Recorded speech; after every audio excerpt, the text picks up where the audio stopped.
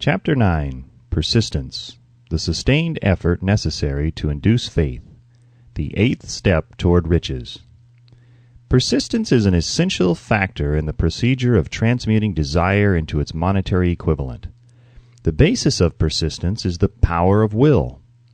Willpower and desire, when properly combined, make an irresistible pair. Men who accumulate great fortunes are generally known as cold-blooded and sometimes ruthless. Often they are misunderstood. What they have is willpower, which they mix with persistence and place back of their desires to ensure the attainment of their objectives. Henry Ford has been generally misunderstood to be ruthless and cold-blooded. This misconception grew out of Ford's habit of following through in all of his plans with persistence. The majority of people are ready to throw their aims and purposes overboard and give up at the first sign of opposition or misfortune.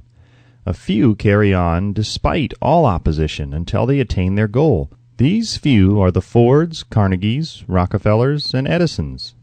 There may be no heroic connotation to the word persistence, but the quality is to the character of man what carbon is to steel. The building of a fortune generally involves the application of the entire 13 factors of this philosophy. These principles must be understood. They must be applied with persistence by all who accumulate money. If you are following this book with the intention of applying the knowledge it conveys, your first test as to your persistence will come when you begin to follow the 6 steps described in the second chapter. Unless you are one of the 2 out of every 100 who already have a definite goal at which you are aiming, and a definite plan for its attainment, you may read the instructions and then pass on with your daily routine and never comply with those instructions. The author is checking you up at this point because lack of persistence is one of the major causes of failure. Moreover, experience with thousands of people has proved that lack of persistence is a weakness common to the majority of men. It is a weakness which may be overcome by effort. The ease with which lack of persistence may be conquered will depend entirely upon the intensity of one's desire. The starting point of all achievement is desire. Keep this constantly in mind. Weak desires bring weak results, just as a small amount of fire makes a small amount of heat. If you find yourself lacking in persistence, this weakness may be remedied by building a stronger fire under your desires. Continue to read through to the end, then go back to Chapter 2 and start immediately to carry out the instructions given in connection with the 6 steps. The eagerness with which you follow these instructions will indicate clearly how much or how little you really desire to accumulate money. If you find that you are indifferent, you may be sure that you have not yet acquired the money consciousness which you must possess before you can be sure of accumulating a fortune. Fortunes gravitate to men whose minds have been prepared to attract them, just as surely as water gravitates to the ocean. In this book may be found all the stimuli necessary to attune any normal mind to the vibrations which will attract the object of one's desires. If you find you are weak in persistence, center your attention upon the instructions contained in the chapter on power.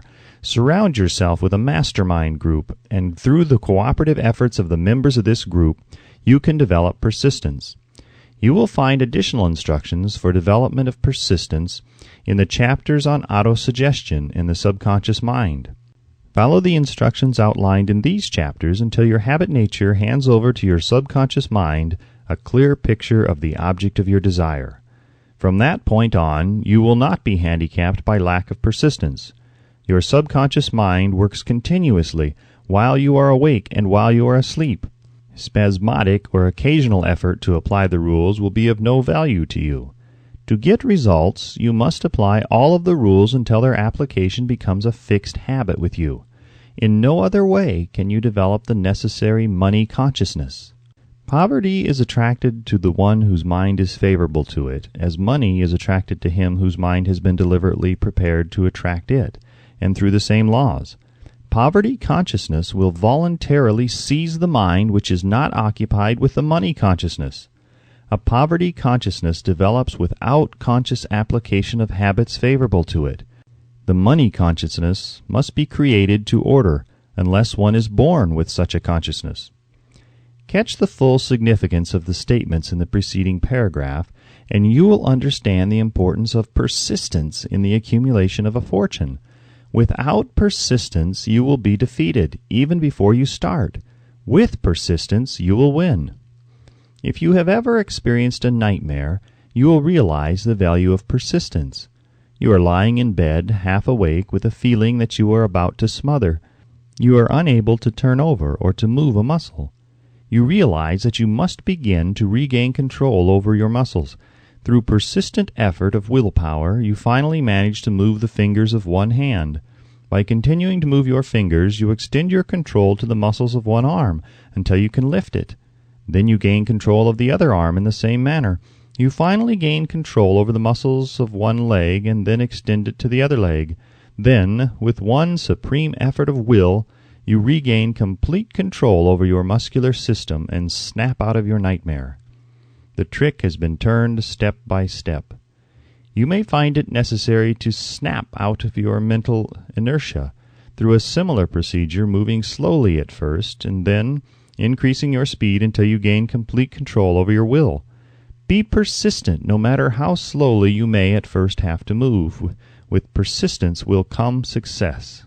If you select your mastermind group with care, you will have in it at least one person who will aid you in the development of persistence. Some men who have accumulated great fortunes did so because of necessity. They developed the habit of persistence because they were so closely driven by circumstances that they had to become persistent. There is no substitute for persistence. It cannot be supplanted by any other quality. Remember this, and it will hearten you in the beginning when the going may seem difficult and slow. Those who have cultivated the habit of persistence seem to enjoy insurance against failure. No matter how many times they are defeated, they finally arrive up toward the top of the ladder. Sometimes it appears that there is a hidden guide whose duty is to test men through all sorts of discouraging experiences. Those who pick themselves up after defeat and keep on trying arrive, and the world cries, "Bravo! I knew you could do it." The hidden guide lets no one enjoy great achievement without passing the persistence test. Those who can't take it simply do not make the grade. Those who can take it are bountifully rewarded for their persistence. They receive as their compensation whatever goal they are pursuing. That is not all. They receive something infinitely more important than material compensation, the knowledge that every failure brings with it the seed of an equivalent advantage. There are exceptions to this rule. A few people know from experience the soundness of persistence. They are the ones who have not accepted defeat as being anything more than temporary. They are the ones whose desires are so persistently applied that defeat is finally changed into victory. We who stand on the sidelines of life see the overwhelmingly large number who go down in defeat, never to rise again. We see the few who take the punishment of defeat as an urge to greater effort. These, fortunately, never learn to accept life's reverse gear. But what we do not see, what most of us never suspect of existing, is the silent but irresistible power which comes to the rescue of those who fight on in the face of discouragement. If we speak of this power at all, we call it persistence, and let it go at that. One thing we all know, if one does not possess persistence, one does not achieve noteworthy success in any calling. As these lines are being written, I look up from my work and see before me, less than a block away, the great mysterious Broadway, the graveyard of dead hopes, and the front porch of opportunity. From all over the world people have come to Broadway seeking fame, fortune, power, love, or whatever it is that human beings call success. Once in a great while someone steps out from the long procession of seekers, and the world hears that another person has mastered Broadway. But Broadway is not easily nor quickly conquered. She acknowledges talent, recognizes genius, pays off in money only after one has refused to quit. Then we know he has discovered the secret of how to conquer Broadway. The secret is always inseparably attached to one word: persistence. The secret is told in the struggle of Fannie Hurst, whose persistence conquered the Great White Way. She came to New York in 1915 to convert writing into riches. The conversion did not come quickly, but it came. For 4 years, Miss Hurst learned about the sidewalks of New York from first-hand experience.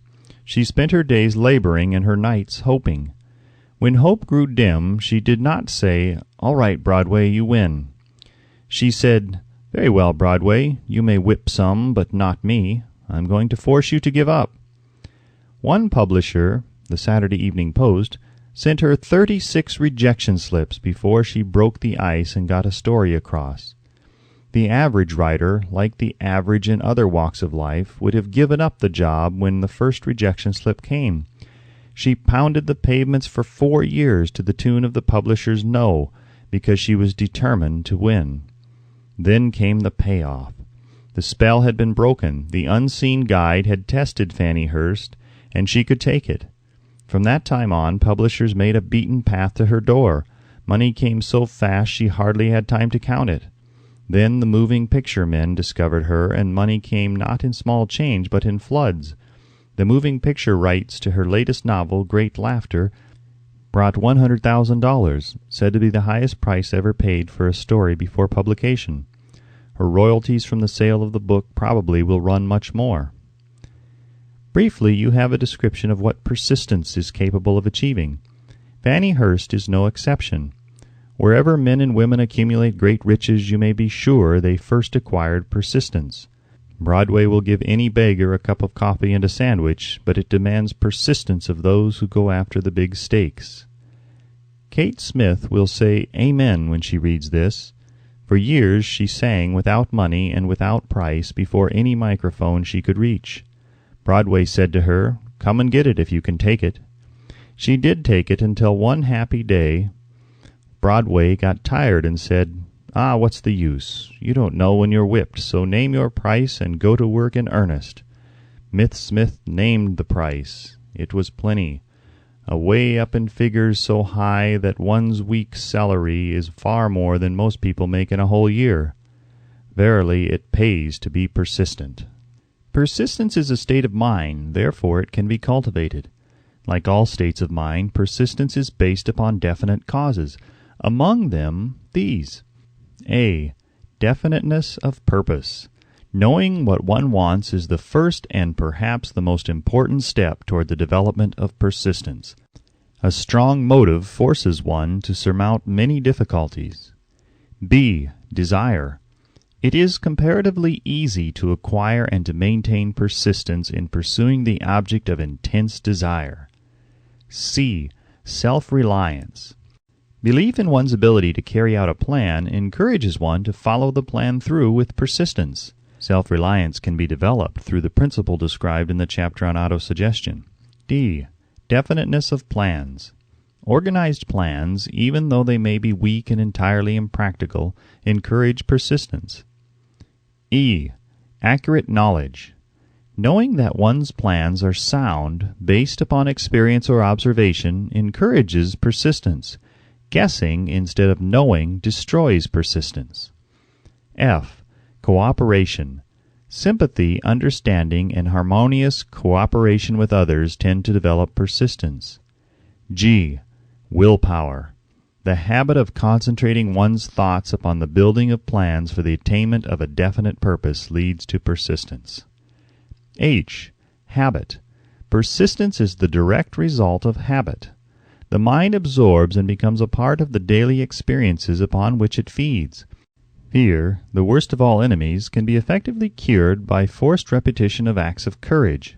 Everyone who has seen active service in war knows this. Before leaving the subject of persistence, take inventory of yourself and determine in what particular, if any, you are lacking in this essential quality. Measure yourself courageously, point by point, and see how many of the 8 factors of persistence you lack. The analysis may lead to discoveries that will give you a new grip on yourself. Symptoms of lack of persistence.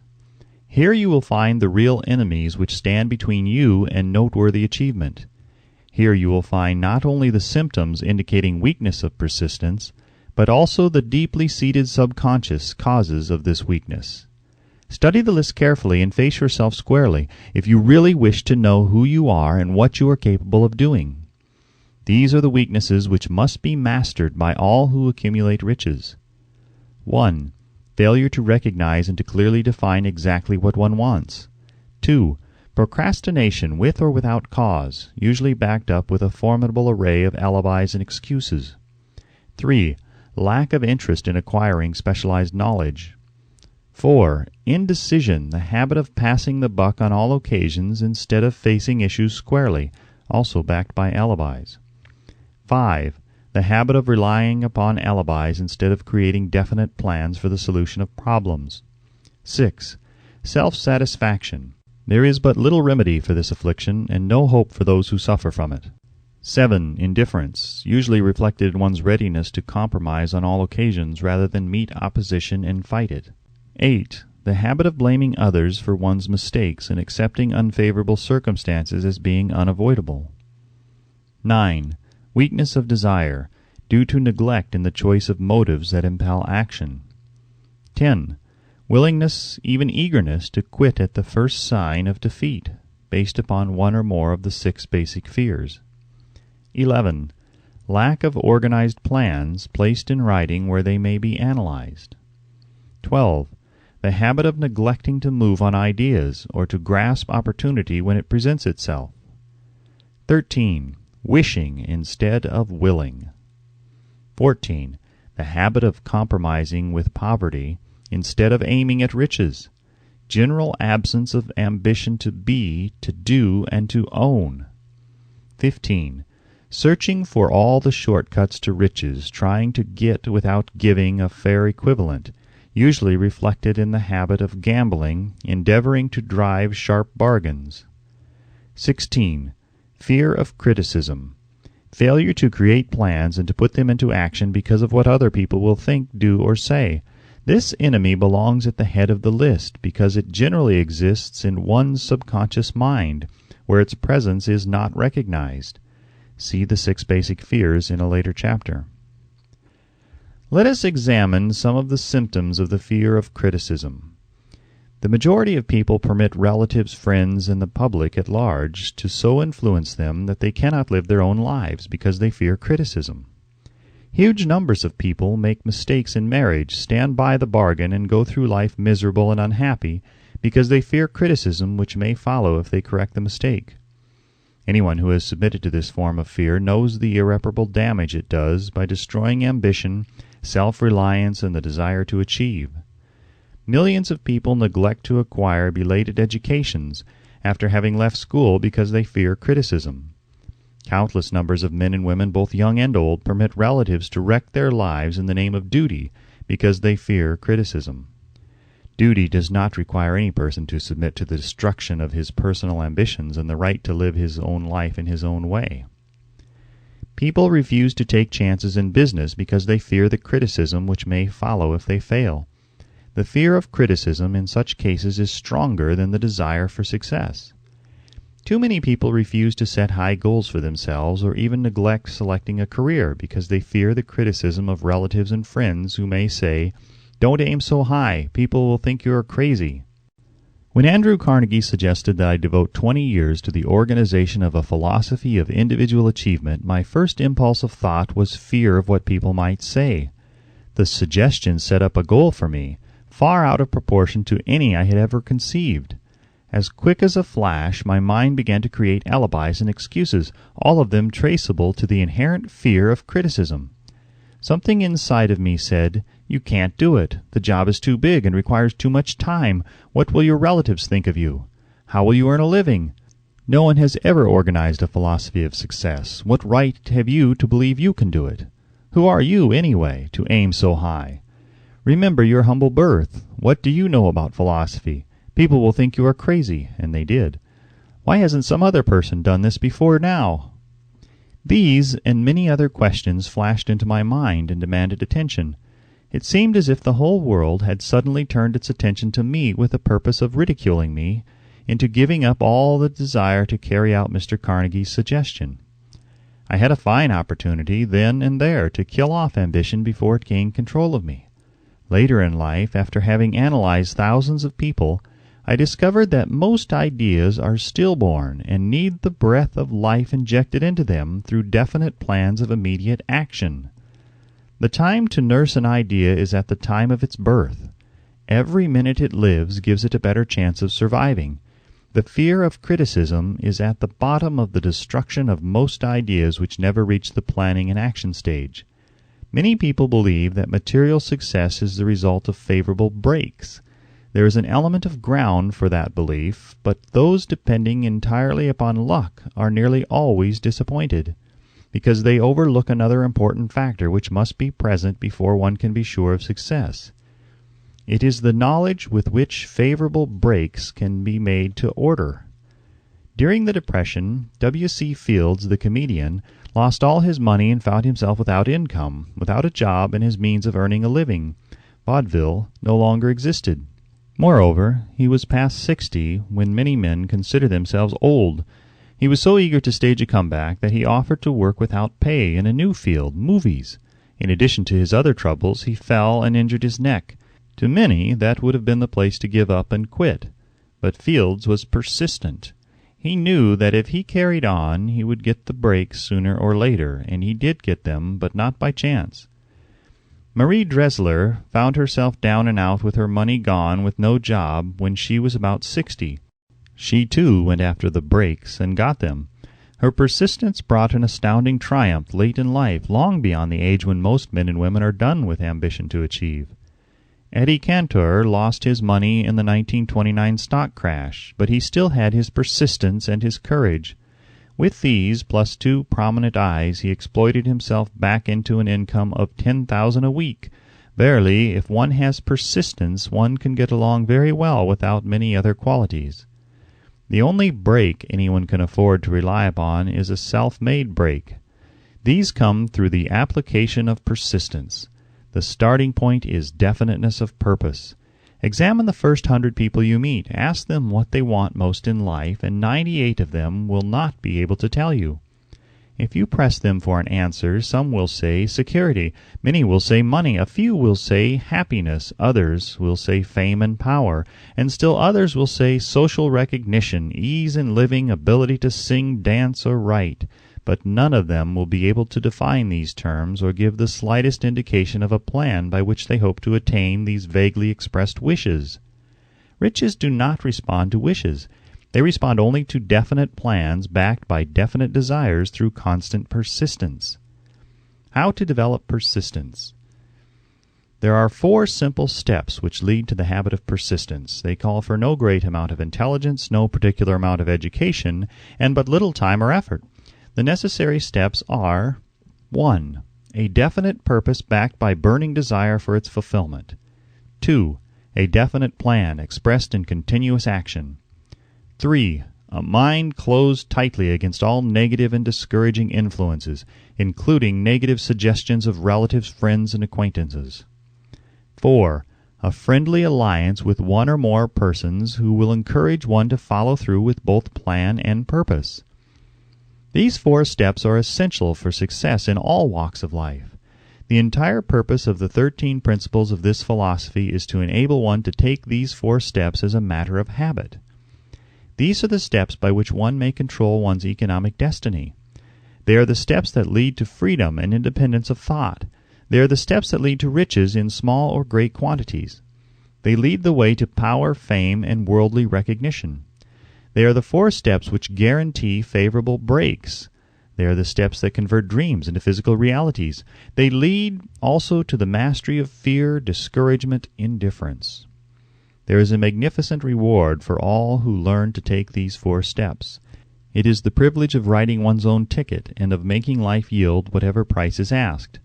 I have no way of knowing the facts, but I venture to conjecture that Mrs. Wallace Simpson's great love for a man was not accidental, nor the result of favorable breaks alone.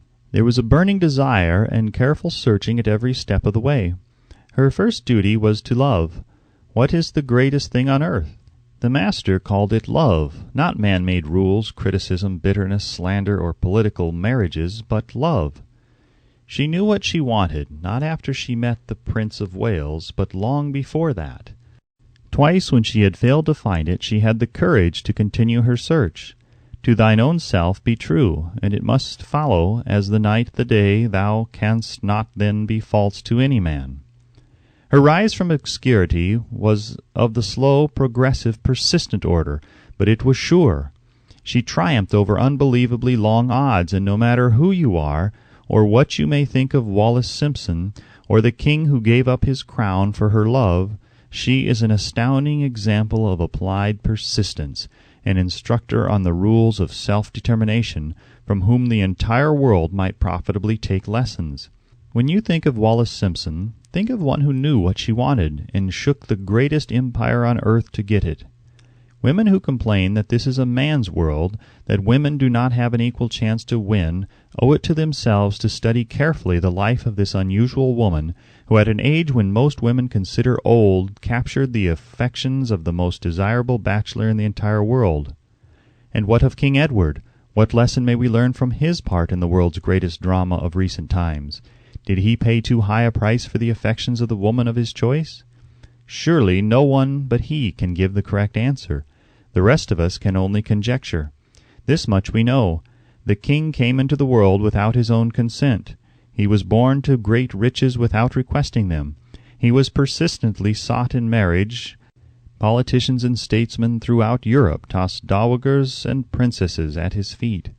Because he was the firstborn of his parents, he inherited a crown which he did not seek, and perhaps did not desire. For more than 40 years he was not a free agent, could not live his life in his own way, had but little privacy, and finally assumed duties inflicted upon him when he ascended the throne. Some will say, with all these blessings, King Edward should have found peace of mind, contentment, and joy of living. The truth is that back of all the privileges of a crown, all the money, the fame, and the power inherited by King Edward, there was an emptiness which could be filled only by love. His greatest desire was for love. Long before he met Wallis Simpson, he doubtless felt this great universal emotion tugging at the strings of his heart, beating upon the door of his soul, and crying out for expression. And when he met a kindred spirit crying out for this same holy privilege of expression, he recognized it, and without fear or apology opened his heart and bade it enter. All the scandal-mongers in the world cannot destroy the beauty of this international drama, through which two people found love and had the courage to face open criticism, renounce all else to give it holy expression. King Edward's decision to give up the crown of the world's most powerful empire for the privilege of going the remainder of the way through life with the woman of his choice was a decision that required courage. The decision also had a price, but who has the right to say the price was too great? Surely not he who said, "He among you who is without sin, let him cast the first stone." As a suggestion to any evil-minded person who chooses to find fault with the Duke of Windsor because his desire was for love and for openly declaring his love for Wallis Simpson and giving up his throne for her, let it be remembered that the open declaration was not essential. He could have followed the custom of clandestine liaison, which has prevailed in Europe for centuries without giving up either his throne or the woman of his choice, and there would have been no complaint from either church or laity. But this unusual man was built of sterner stuff. His love was clean, it was deep and sincere, it represented the one thing which above all else he truly desired. Therefore he took what he wanted and paid the price demanded. If Europe had been blessed with more rulers with the human heart and the traits of honesty of ex-King Edward, for the past century that unfortunate hemisphere, now seething with greed, hate, lust, political connivance, and threats of war, would have a different and a better story to tell, a story in which love and not hate would rule. In the words of Stuart Austin Weir, we raise our cup and drink this toast to ex-King Edward and Wallis Simpson. Blessed is the man who has come to know that our muted thoughts are our sweetest thoughts. Blessed is the man who from the blackest depths can see the luminous figure of love, and seeing, sing, and singing say, "Sweeter far than uttered lays are the thoughts I have of you." In these words would we pay tribute to the two people who, more than all others of modern times, have been the victims of criticism and the recipients of abuse, because they found life's greatest treasure and claimed it. Mrs. Simpson read and approved this analysis. Most of the world will applaud the Duke of Windsor and Wallis Simpson because of their persistence in searching until they found life's greatest reward. All of us can profit by following their example in our own search for that which we demand of life. What mystical power gives to men of persistence the capacity to master difficulties? Does the quality of persistence set up in one's mind some form of spiritual, mental, or chemical activity which gives one access to supernatural forces? Does infinite intelligence throw itself on the side of the person who still fights on after the battle has been lost, with the whole world on the opposing side? These and many other similar questions have arisen in my mind as I have observed men like Henry Ford, who started at scratch and built an industrial empire of huge proportions with little else in the way of a beginning but persistence; or Thomas A. Edison, who, with less than 3 months of schooling, became the world's leading inventor and converted persistence into the talking machine, the moving picture machine, and the incandescent light, to say nothing of 100 other useful inventions. I had the happy privilege of analyzing both Mr. Edison and Mr. Ford year by year over a long period of years, and therefore the opportunity to study them at close range, so I speak from actual knowledge when I say that I found no quality save persistence in either of them that even remotely suggested the major source of their stupendous achievements.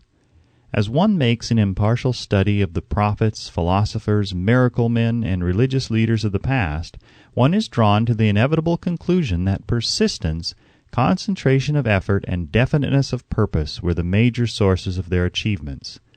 Consider, for example, the strange and fascinating story of Mohammed. Analyze his life, compare him with men of achievement in this modern age of industry and finance, and observe how they have one outstanding trait in common: persistence. If you are keenly interested in studying the strange power which gives potency to persistence, read a biography of Mohammed, especially the one by Asad Bai. This brief review of that book by Thomas Segru in the Herald Tribune will provide a preview of the rare treat in store for those who take the time to read the entire story of one of the most astounding examples of the power of persistence known to civilization. The Last Great Prophet, reviewed by Thomas Segru. Mohammed was a prophet, but he never performed a miracle. He was not a mystic, he had no formal schooling, he did not begin his mission until he was 40. When he announced that he was the messenger of God, bringing the word of the true religion, he was ridiculed and labeled a lunatic. Children tripped him, and women threw filth upon him. He was banished from his native city, Mecca, and his followers were stripped of their worldly goods and sent into the desert after him. When he had been preaching 10 years, he had nothing to show for it but banishment, poverty, and ridicule. Yet before another 10 years had passed, he was dictator of all Arabia, ruler of Mecca, and the head of a new world religion which was to sweep to the Danube and the Pyrenees before exhausting the impetus he gave it. That impetus was threefold: the power of words, the efficacy of prayer, and man's kinship with God. His career never made sense. Mohammed was born to impoverished members of a leading family of Mecca. Because Mecca, the crossroads of the world, home of the magic stone called the Kaaba, great city of trade and the center of trade routes, was unsanitary, its children were sent to be raised in the desert by Bedouins. Mohammed was thus nurtured, drawing strength and health from the milk of nomad, vicarious mothers. He tended sheep and soon hired out to a rich widow as leader of her caravans. He traveled to all parts of the Eastern world, talked with many men of diverse beliefs, and observed the decline of Christianity into warring sects. When he was 28, Kajia, the widow, looked upon him with favor and married him. Her father would have objected to such a marriage, so she got him drunk and held him up while he gave the paternal blessing. For the next 12 years Mohammed lived as a rich and respected and very shrewd trader. Then he took to wandering in the desert, and one day he returned with the first verse of the Koran and told Kajia that the archangel Gabriel had appeared to him and said that he was to be the messenger of God. The Koran, the revealed word of God, was the closest thing to a miracle in Mohammed's life. He had not been a poet, he had no gift of words. Yet the verses of the Koran, as he received them and recited them to the faithful, were better than any verses which the professional poets of the tribes could produce. This, to the Arabs, was a miracle. To them the gift of words was the greatest gift. The poet was all-powerful. In addition, the Quran said that all men were equal before God, that the world should be a democratic state. Islam. It was this political heresy, plus Muhammad's desire to destroy all the 360 idols in the courtyard of the Kaaba, which brought about his banishment. The idols brought the desert tribes to Mecca, and that meant trade. So the businessmen of Mecca, the capitalists of which he had been one, set upon Muhammad. Then he retreated to the desert and demanded sovereignty over the world. The rise of Islam began. Out of the desert came a flame which would not be extinguished, a democratic army fighting as a unit and prepared to die without wincing. Muhammad had invited the Jews and Christians to join him, for he was not building a new religion. He was calling all who believed in one God to join in a single faith. If the Jews and Christians had accepted his invitation, Islam would have conquered the world. They didn't. They would not even accept Muhammad's invitation of humane warfare. When the armies of the Prophet entered Jerusalem, not a single person was killed because of his faith. When the Crusaders entered the city centuries later, not a Muslim man, woman, or child was spared. But the Christians did accept one Muslim idea, the place of learning, the university.